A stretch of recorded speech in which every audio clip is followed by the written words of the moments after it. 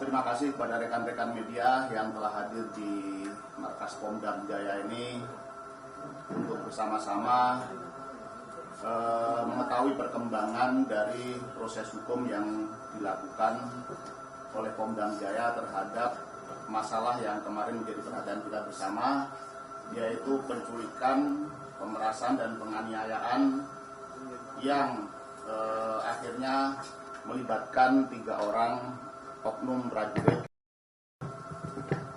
baik yang berasal dari Satuan Pas Pampres maupun yang berasal dari Satuan TNI Angkatan Darat. Perlu saya sampaikan di sini bahwa kasus tersebut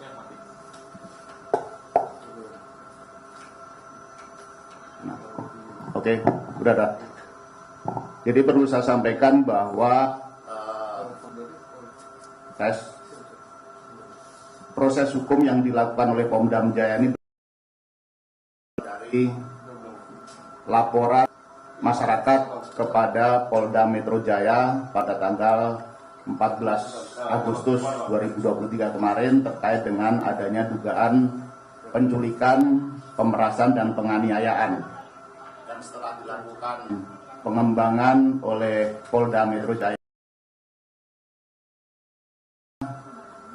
diduga ada keterlibatan prajurit TNI, kemudian dilimpahkan kepada Polda melakukan proses lebih lanjut karena yang diduga melakukan tindak pidana tersebut adalah oknum prajurit TNI.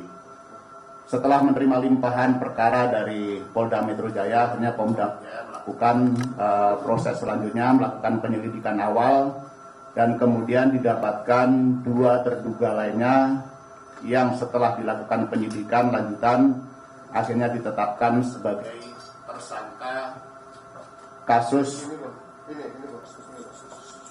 penculikan, pemerasan, dan penganiayaan.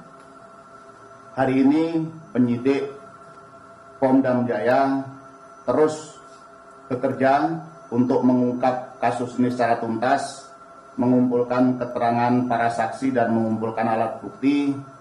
Dan karena ini sudah menjadi perhatian masyarakat, Puspomat juga menurunkan tim untuk mensupervisi, membantu sekaligus ikut melakukan proses hukum, dan juga dikonsultasikan dengan pejabat dari OPMIL, dari Auditor Militer, sehingga ini dipastikan bahwa proses hukum yang dilakukan oleh Pomdam Jaya terhadap kasus penganiayaan atau penculikan, penganiayaan, dan pemerasan ini akan dilakukan secara benar, transparan, dan akan disampaikan kepada publik nantinya. Pimpinan TNI, dalam hal ini Bapak Panglima TNI, termasuk juga pimpinan Angkatan Darat Bapak Kasat, telah memberikan perhatian penuh terhadap penyelesaian ataupun proses hukum dari kasus ini. Pimpinan juga Bapak Kasat Polisi Militer untuk mengungkap tuntas kasus ini dan memberikan jeratan pidana seberat-beratnya sesuai dengan peran dari masing-masing tersangka nantinya. Ini tentu masih memerlukan proses penyidikannya, akan berlanjut hingga nanti pemberkasan dan akhirnya akan masuk ke proses peradilan. Kami berharap bahwa dengan penjelasan ini masyarakat yakin bahwa kita institusi TNI menjamin tidak ada impunitas apabila ada prajurit yang melakukan pelanggaran pidana. Bahkan mungkin akan bisa dijatuhi hukuman lebih berat karena ada penerapan pasal-pasal pidana militer terhadap tersangka nanti sesuai dengan hasil penyidikan yang terus dilakukan oleh Pomdam Jaya. Saya rasa itu inti daripada proses hukum yang sedang dan terus akan dilakukan terhadap kasus penculikan, pemerasan, dan penganiayaan yang dilakukan oleh 3 orang oknum dari prajurit TNI. Dan perlu saya sampaikan juga selain dari 3 oknum tersebut ada juga tersangka dari sipil, warga sipil yang sekarang sudah dalam proses ditahan di Polda Metro Jaya. Ini saja yang perlu saya sampaikan. Kalau ada pertanyaan nanti akan kita jawab, dan nanti secara teknis apabila ada update nanti akan disampaikan oleh Pomdam Jaya maupun Kapendam Jaya, di mana lokasi terjadinya kasus tersebut ada di wilayah hukum Pomdam Jaya. Demikian, billahi taufiq wal hidayah. Wassalamualaikum warahmatullahi wabarakatuh. Selamat pagi, salam sejahtera bagi kita sekalian. Ya, silakan. Tadi kan katanya ada keterlibatan sipil ya, itu berapa orang dan perannya apa? Dan kalau boleh dijelaskan mungkin Pak, kronologi awal kasus ini dari penculikannya.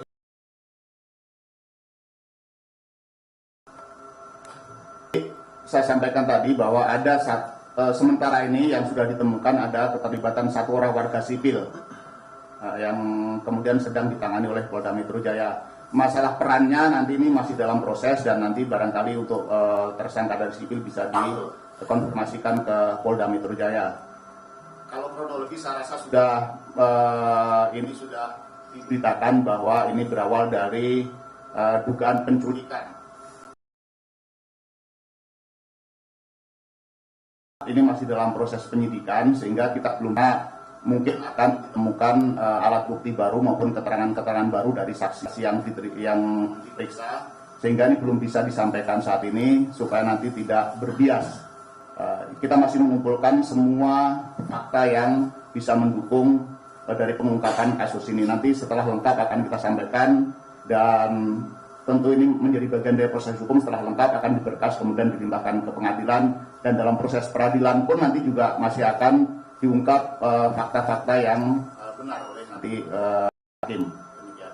Pak, berdasar informasi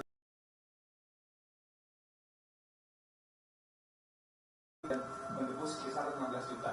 Dan dari hasil pemeriksaan awal ini, apakah KKM ini sudah berapa kali Pak melakukan dugaan penculikan dan perasan ini? Apakah sebelumnya juga pernah terjadi melakukan kepada IN atau ke mana ini?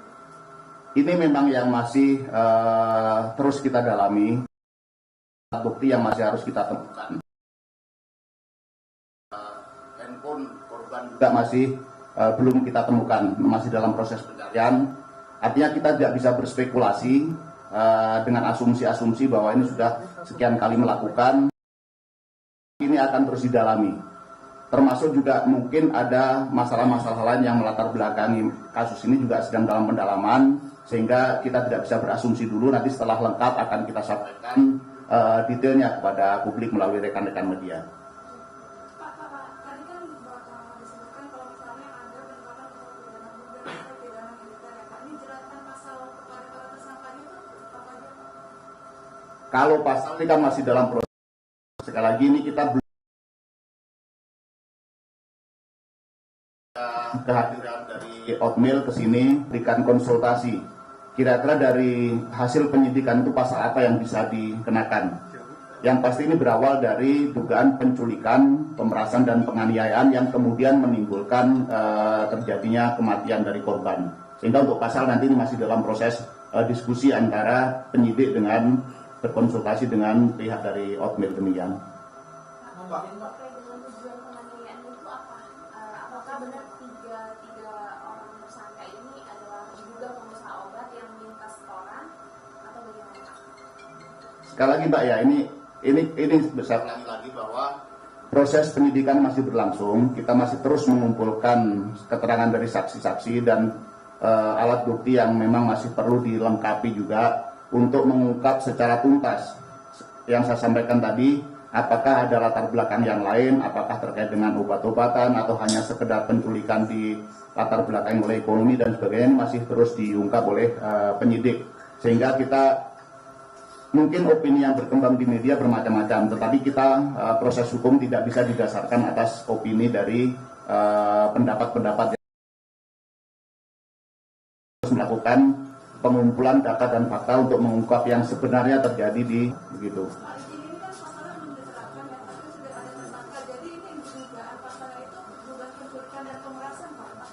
Diawali dari dugaan penculikan, pemerasan dan penganiayaan yang kemudian menimbulkan kematian bagi korban. Nanti apakah ini berencana atau tidak nanti akan dilihat hasil penyidikan dan hasil konsultasi dengan Otmil gitu. Pak, tiga tersangka itu dari mana bisa kenalkan? Satu itu Mas Pampres, satu lagi dari Kodam Iskandar Muda, dan satu lagi dari Tipografi ya. Nah itu kenal dari mana mereka? Baik untuk detail nanti mungkin hasil dari penyidikan bisa disampaikan oleh Danpom Jaya. Silakan.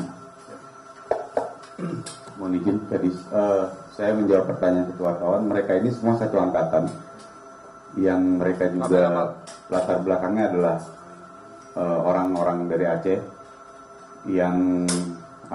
yang sama-sama dinas di Jakarta, yang sama-sama berada di Jakarta, sehingga mereka melakukan itu secara bersamaan rencana untuk penculikan dan pemerasannya itu memang dari kelompok orang yang sama, dan mereka tidak mengenal secara detail orang korban, tapi mereka mengetahui korban ini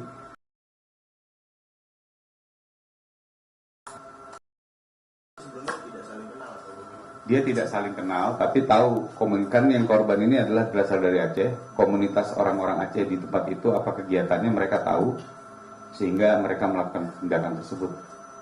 Komunitas apa ya Pak? Komunitas orang penjual kosmetik. Pak, apakah udah ditemukan dari penelitian awal ini obat yang ada itu yang seperti apa? Pendalaman lagi, kalau daftar obat J itu kan macam-macam, G itu kan macam-macam. Nah, kami dalami lagi yang korban ini apa saja jualan obat yang terlarangnya, karena itu masih dalam tahap penyidikan. Kita pun juga masih dalam masalah.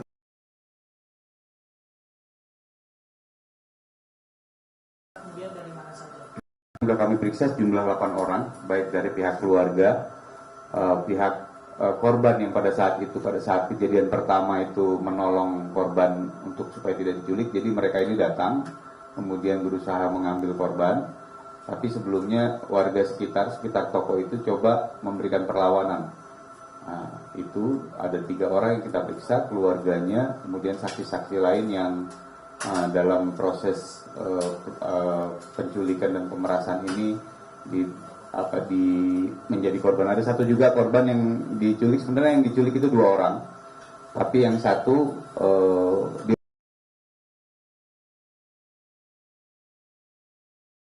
Cikeas atau ya di sekitar Tol Cikeas itu dia dilepas. Tapi korban ini sudah kondisinya agak nafasnya sudah susah. Nah, karena ketakutannya kira korban yang satu dilepas. Nah, itu juga kita periksa sebagai saksi. Korban yang satu ini yang fotonya seperti Itu tidak ada kaitannya dengan kejadian ini. Oh, berarti yang video viral izin konfirmasi ya, yang pundaknya dilucuti itu bukan korban ya? Bukan. Itu bukan salah satu dari saksi maupun korban. Dan boleh minta foto-foto tersangkanya nggak? Bisa.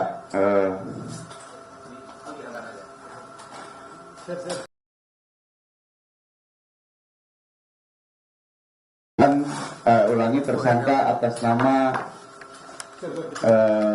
Praka J. Ini proses pemeriksaannya. Ini pemeriksaan Praka RM.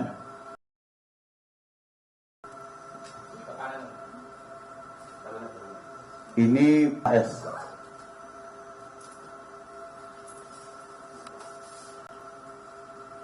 Ini Praka RM.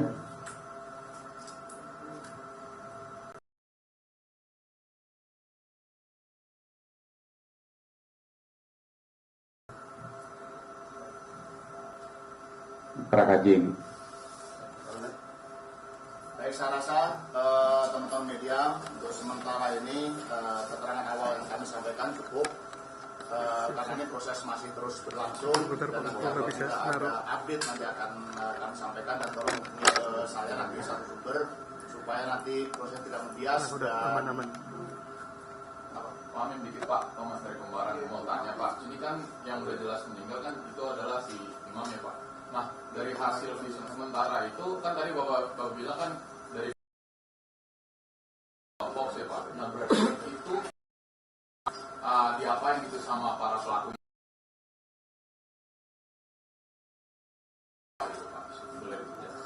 jadi perlu saya sampaikan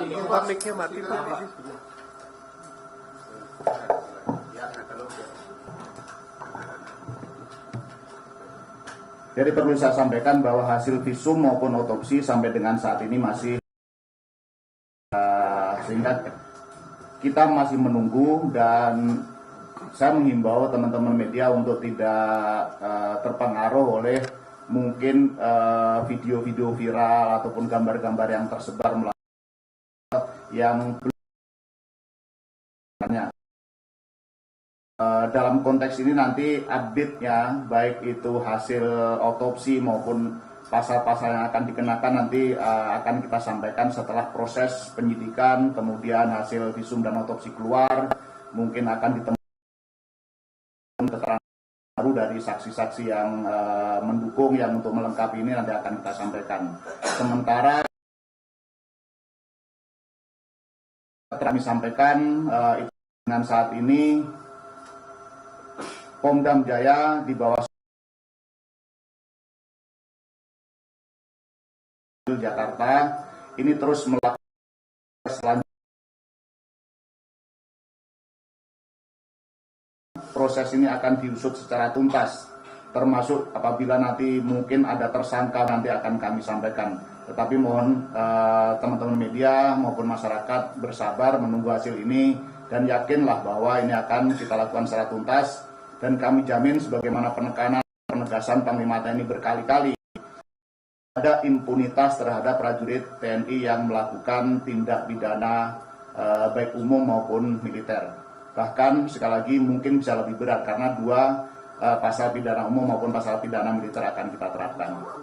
Sudah ya, saya rasa sudah cukup. Nanti berikutnya akan kita sampaikan, dan tolong hubungi saya apabila ada pertanyaan-pertanyaan. Saya akhiri, billahi taufiq wal hidayah. Wassalamualaikum warahmatullahi wabarakatuh. Selamat pagi, salam sejahtera bagi kita sekalian. Shalom.